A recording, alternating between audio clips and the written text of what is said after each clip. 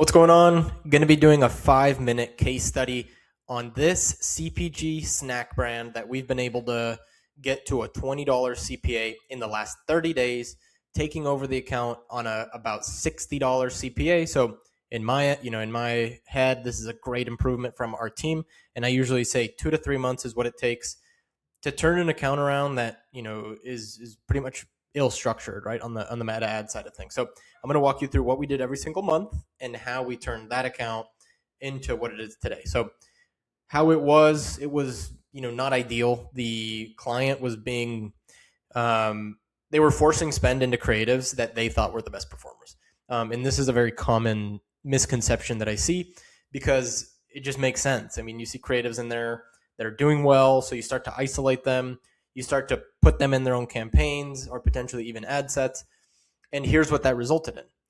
Low creative volume because they were turning off all the losers, high CPAs on multiple campaigns, ABO structures because of a forced philosophy into creatives that they thought would work.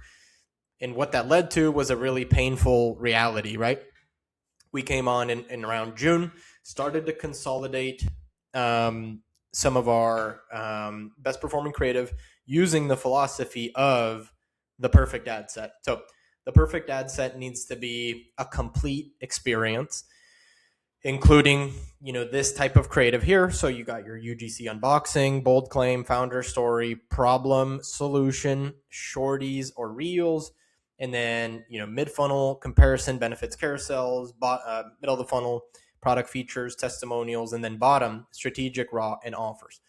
This top structure obviously had a majority of offers because that is the best performers, and they were breaking it out into a manual ABO structure. What happened later? Consolidation, complete experiences. What that resulted in July, the ad account had now matured and understood how to place the creative in the right fashion. Consolidating into a single campaign CBO scaling structure, CPA decreasing to 23.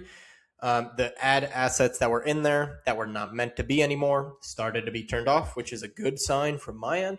That means that Advantage Plus has now told us what direction to go in from a funnel perspective. And then last 30 days, $20 CPA, return on ad spend goal hit for the brand.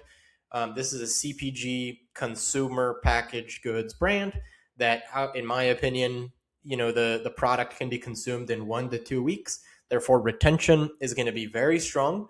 So on our end, it's great news because now we can start to increase spend and see that snowball continue to grow. This was the main objective of bringing us on, and I'm very happy with how my team has been able to execute this in the 2 to 3 month range that I usually like to hit. That's our goal. I mean, obviously, if there were web development and other potential opportunities, that timeline would be longer. But from a structural meta standpoint, that is what has happened. The perfect ad set is something we talk about a lot, and I think a misconception is that you have to go source a ton of things before being able to put together a structure that actually is favored for 2026. But a lot of the things that we pulled were pre-existing content, social post IDs, founder stuff that could be done on a quicker manner. So this type of structure was what turned the account into where it is today, and I'm very happy to see that. It's a single campaign, scaling campaign, CBO. We now have multiple ad sets in the campaign, but those ad sets are properly made, and we're continuously adding creative on a bi-weekly basis, letting Advantage Plus choose what deserves to be in the funnel long term. And when you hear the term, creative diversity or that sort of like creative volume, that's what that means. It means adding creative, letting Advantage Plus find the path of least resistance.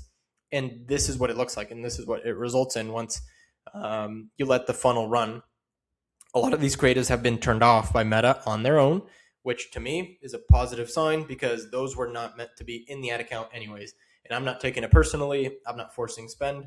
I'm letting them go away. and we continue to scale with what's working and with the funnel that's been put together thus far.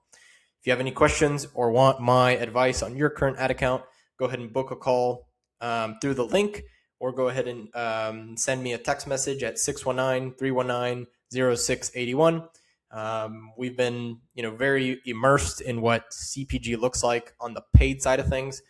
So for the last 8 years, we've been, working with brands like this, but right now we've been very hyper focused on the acquisition side of things because of, the nuances needed and what it takes to actually be able to acquire customers, especially in a healthy manner that actually favors the business economics. So if you have any questions, go ahead and hit me up. I'll be available. And I love kind of doing reviews like this and shedding light on where I see areas of opportunity.